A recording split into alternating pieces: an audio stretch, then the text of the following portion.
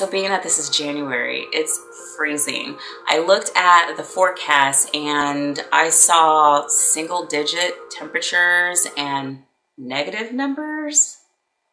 Like, what is that? Hawaii just wasn't for me. So in the video where I give you a rundown on what was going on in Hawaii as far as my really bad housing situation that I had to escape from, you know, they came banging on my door and like I'm woken out of my sleep terrified, wearing only a towel to answer the door with security and the front desk manager standing there, not getting paid for 4 weeks. Yeah, that was fun. You all are, what are you? MVPs, yeah, okay. Hey! Hey! How y'all doing? Hello and welcome to my channel. My name is Kaylana. If you're new here and you don't know who I am or why you should continue watching my videos, my name is Kaylana. I am an ICU nurse and I am now a travel nurse, starting my first semester in CRNA school. So I will no longer be traveling, but I will be vlogging my experience as an SRNA. Even if you weren't searching for me and you just happened to find this video, then I'm glad you're here too. And if you are returning, well, I know I have a little bit explaining to do, my bad. But welcome back. I'm so glad to have all of you here today. In this video, I'm going to talk about a little bit about what I've been up to, why it's been so long. I'm also going to talk about the things that I bring on my travel assignments because I am taking my 4th and an unexpected trip to Illinois and I'm leaving tomorrow. And hopefully you'll find something that you didn't think about, but then, you know, a light bulb will go off and you're like, yeah, you know, that would be kind of nice.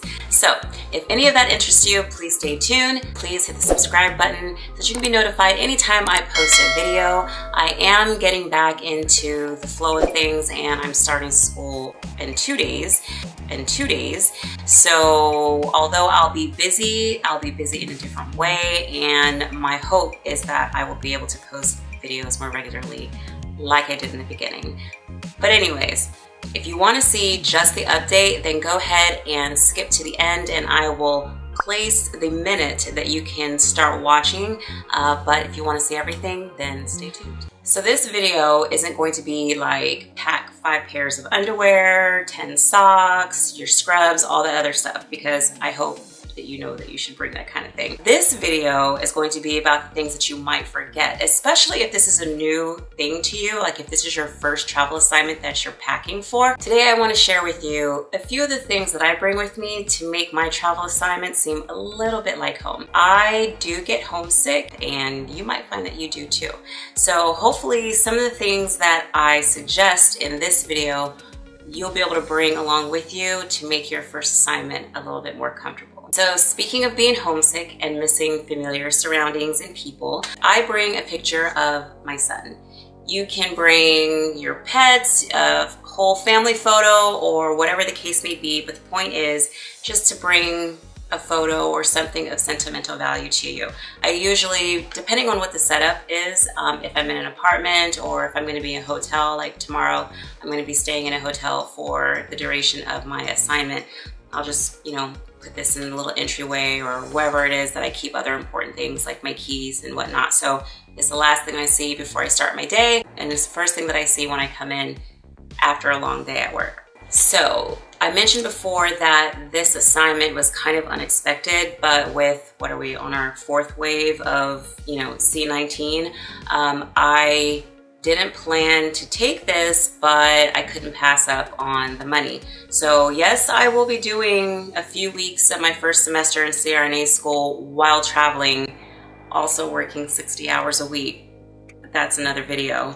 But when I'm working 48 to 60 hours a week, and it is a lot, it's hard on your body and you have to take care of it, I highly, highly, highly recommend bringing compression socks with you. When I work 36 hours, I may or may not wear these, and I mean, you should wear them. period. But I'm not one that wears them religiously when I'm only working 36 hours. But I've noticed that when I'm working 48 to 60, and yes, I've done 60 hours in a week before, that my feet and my legs hurt for longer periods of time, and it's just miserable.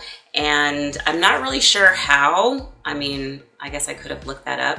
If you find the answer, let me know. But I'm not really sure how these cut down on that, but they do. Just take my word for it. I would never steer you wrong. Another thing that I find to be an absolute must is my Bath & Body Works candle. Now, you don't have to buy this specific brand, but I love my hotel room or the apartment that I'm renting to smell amazing. I'm really big on smells. You'll see something else later on that indicates that, but I found that, you know, something that smells nice and clean, just maybe it's your favorite candle. I have so many. I do have a favorite candle. This is not my favorite candle, but it smells amazing. But it just makes it smell like home for me. I don't know. So I usually leave it in the container. I order mine so they come in cardboard boxes, pack them in my luggage, and so far they've been protected. They haven't gotten broken. But if you don't want to pack it, you could go to a Bath & Body Works in the area that you're traveling and pick one up. But I highly recommend one of these if you want your area to smell nice. So I've already thrown away the package, but when I'm working 48 to 60 hours a week, like I said, it's really important to take care of your body. Yes, you want to eat healthy foods. Yes, you want to try to get as much sleep as you can. Hydrate, hydrate, hydrate. I bring my own water bottle with me. I also love these emergency packets. I'm not really picky. I think there's a strawberry one or a raspberry, and then I'm also bringing the orange with me. They just kind of help stave off any illnesses that I might have creeping up as a result of me being tired and stressed, because like I can't emphasize this enough that working that many hours, I mean, it takes a toll on your body even if you have been doing it for a long period of time. I took 60 hours because this is not going to be any longer than 4 weeks for me. But there's people who do 72 hours and they've done it for extended periods of time. So just make sure that you're taking care of yourself. Another thing that I recommend, whether or not you're working night shift, but especially if you're working night shift, is bringing melatonin with you. So I have mine in this little container. Yes, it's a specimen cup. Don't ask. Okay, well, you can ask. Okay, so one of the nurses at my last assignment gave me a share of the melatonin gummies that she got from Costco, and she didn't want it to go to waste, so this is how we decided to keep it. So these are my melatonin gummies. They are 5 milligrams per gummy, and I believe that's what the bottle says. Now, I'm not telling you to take them, and speak to your healthcare provider if you have any questions, especially if you have any health issues. You might find that you're not able to sleep as well, and these help. Even if you're working during the day, sleeping in a place that you're not familiar with, especially if it's your first assignment, you might find that you're starting to have some sleep issues. So you may want to consider taking something like melatonin. It is a natural supplement, and this video isn't really about this, so you can research it if you'd like, but I take these with me as well. So these are just an example, but going along with taking care of your body, I do take a multivitamin, usually just one, like, you know, multivitamin. One, like multivitamins in one pill. But these are just a few bottles that I have, and I wanted to show you guys. So I don't tend to take vitamins every day while I'm home, and I've seen articles saying that basically if your diet is balanced, then you don't need to. Then some of them say that, you know, just take it just in case. Whatever your philosophy is, I do recommend taking a multivitamin when you're working a lot of hours in a stressful environment, especially, you know, during the C-19 pandemic, because, you know, you want to give your immune system the best opportunity to fight off the bad stuff. So I take multivitamins with me. In addition, I don't take quite this much. I'll usually divide them up, probably add them to a specimen cup. But a lot of articles will suggest that you take a first aid kit. I like to take ibuprofen just, you know, for muscle aches. Maybe I'll have a headache or something like that. Knock on wood, very few and far between, but this is my supply, and I suggest that you find what works for you, just in case, because I mean, last thing that you want to do is have to find a convenience store when you're having an issue and spend extra money when you can just bring some from home. Going back to smelling good, I love to unwind with a good bath. So I bring my loofah. I do not like regular washcloths, so I buy a new loofah every assignment, and I bring my favorite soap. And right now I am using one that I got from the Whole Foods in Hawaii. So this was, you know, locally produced in Hawaii. I have a really big thing for soaps and candles. Oh, it smells so good. And you can see that this one has a Christmas tree and some decorations. Even if you aren't bringing a soap with you, maybe like a travel size of a body wash that you like, or something that's not whatever that's going to be provided in your hotel. And usually if you're renting like an apartment or something like that off of Airbnb, they may or may not provide anything for you. So keep that in mind while you're packing. So another absolute must for me is something for my music. So I usually bring my headphones, and I bring a little portable speaker, and the speaker connects to my phone's Bluetooth, and then it just plays music throughout wherever I'm staying. So that's usually better than playing on the TV even if you do have the option. I could take this outside, you know, if I wanted to work out outside or whatever the case may be. But I have found these two things to be totally invaluable, and I highly recommend bringing something like this with you too. All right, so now this is totally optional, and don't judge me. For my wine drinkers, I suggest bringing a wine opener with you. I mean, this one isn't open because this is my third one that I have at home. I was out and forgot to bring one with me and whatever. But anyways, like, I don't know, I just wouldn't want to buy a wine opener while I'm on assignment, because then you're gonna bring that home, or maybe you won't, but then you're just gonna end up collecting these. This is just one of those, you know, save money if you are a wine drinker. I wouldn't even say that I'm much of a wine drinker, but I do like to unwind occasionally if I had a stressful evening with a glass of wine after a hot shower watching Netflix.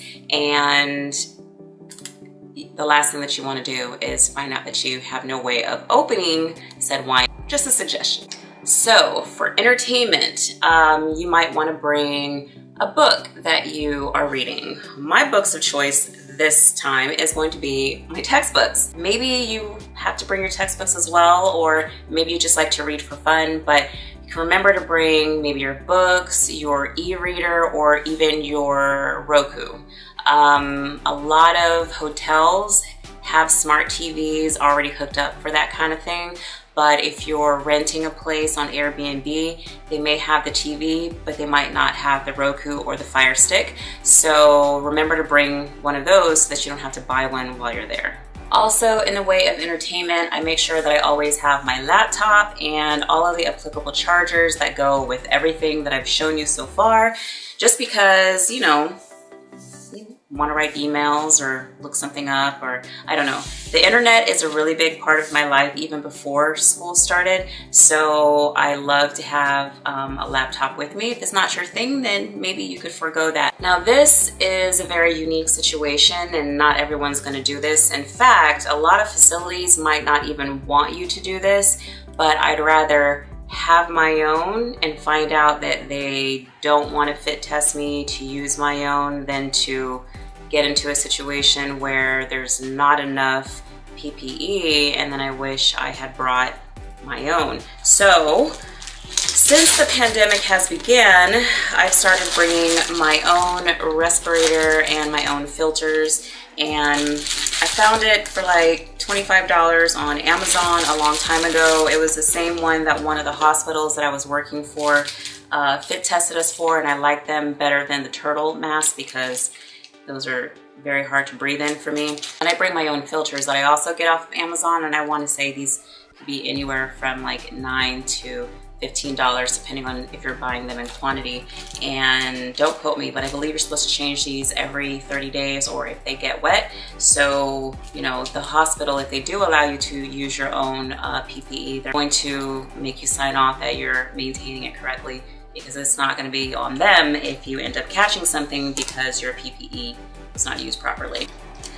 Also, I like to bring my own pens. I feel like this is something that you could probably forget to bring, and then, you know, you get there and then you're looking around the unit that you already are not familiar with looking for a pen. Just go ahead and be prepared and buy yourself a set of pens. I got 40. Okay, I got a set of 40 from Costco, and I don't think it was less than 20 bucks, and I'm still using them, and I'm never without a pen. So this is probably one of those things that you won't even think of. Bring a bunch of pens with you. And a lot of hotels have business areas in case you need to send off the quick email or whatever the case may be, look up your next job. But I always suggest that travel nurses bring something with them by way of a tablet, iPad, or a laptop. So pretty much that's all of my must-haves. If this is your first travel assignment, let me know if I mentioned anything that you didn't think of, but now you're kind of like, yeah, I really want to take that with me. Or if you've done several travel assignments and you want to add to my list, go ahead and comment down below, because although this is my last assignment, it might not be my last ever assignment, and I'm sure someone else could benefit from the recommendation. So what is an absolute must for you when you go on a travel assignment to make things feel more like home? We'd love to hear about it. So if you've made it this far, that means that you want to hear my updates on my CRNA journey and what happened on my last assignment in Hawaii. And I'm going to give you kind of like a brief summary, because some of this still really deserves its own video, but I want to let you know what to stay tuned for. So my Hawaii assignment, I have gone, I have experienced it, and I have come back. Remember this? I have just accepted an assignment in Honolulu, Hawaii. Yeah, it was definitely an experience. It was something that I would suggest that anyone take just to form your own opinion. But spoiler alert, I can't say that I liked it. I know, I'm probably gonna get some like hate comments or emails or something like that. I kind of felt like I was going to be, you know, in that 2% of people who don't like, you know, the most beautiful place on earth. But that's the thing. I feel like Hawaii is beautiful. Don't get me wrong. And the people were wonderful, and I didn't have any issues with that. It's just, I've been to other places and I want to go to other places, and Hawaii just wasn't for me. So in the video where I give you a rundown on what was going on in Hawaii as far as my really bad housing situation that I had to escape from, to going into living in a hotel, and then, you know, they came banging on my door, and like I'm woken out of my sleep, terrified, wearing only a towel to answer the door with security and the front desk manager standing there, to living in an apartment. That's when it started to go up, but I had already been there for a month. To not getting paid for 4 weeks. Yeah, that was fun. It was just a disaster in the beginning. I tried to make the best of it. I did some amazing hikes and tried new foods and met some great people. So it was an experience. Definitely something that I'm glad that I have the opportunity to experience, but when I go back, I'll let you see in the next video.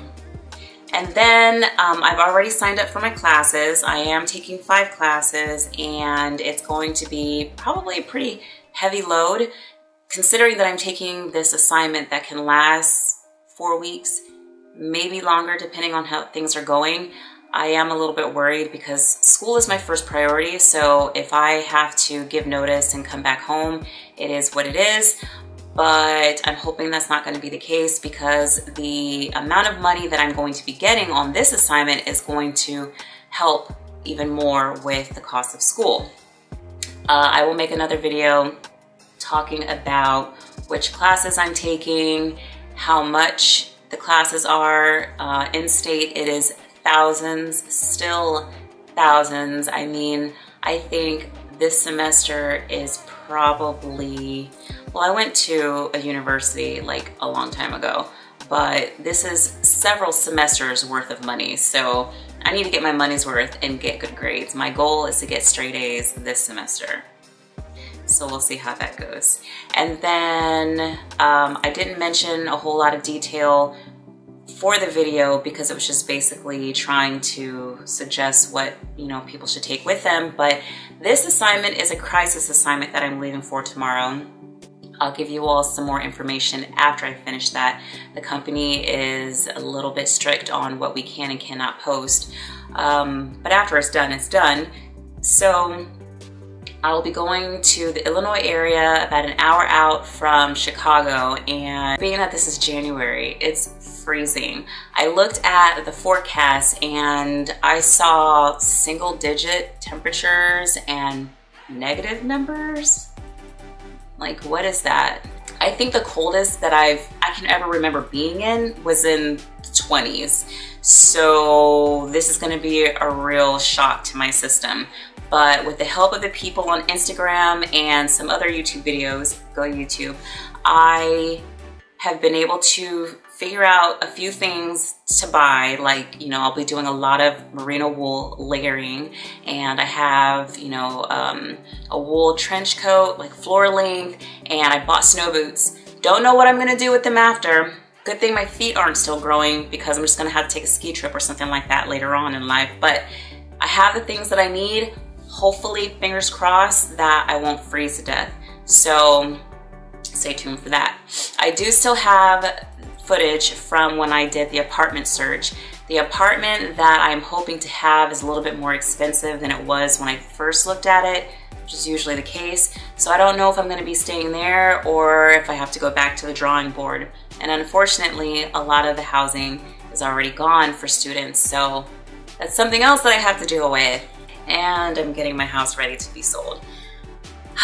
So I hope that answers all of your questions as to why I haven't been making videos, but I did miss making them for you all, and I do answer all the questions that I've been receiving under the videos, so please don't stop commenting. Go ahead and join me on Instagram if you want to see my shenanigans. I guess just stay tuned for the next video. Thank you so much. I appreciate the support as always. And if you, like I said, if you are a new nurse or a nurse considering CRNA school, if you have any questions, or if you just like to watch nursing videos, then thank you again for watching. Please remember to like, comment, and subscribe. Hit the notification bell so you don't miss a single video. And thank you so much for watching. I will see you all on the next one soon.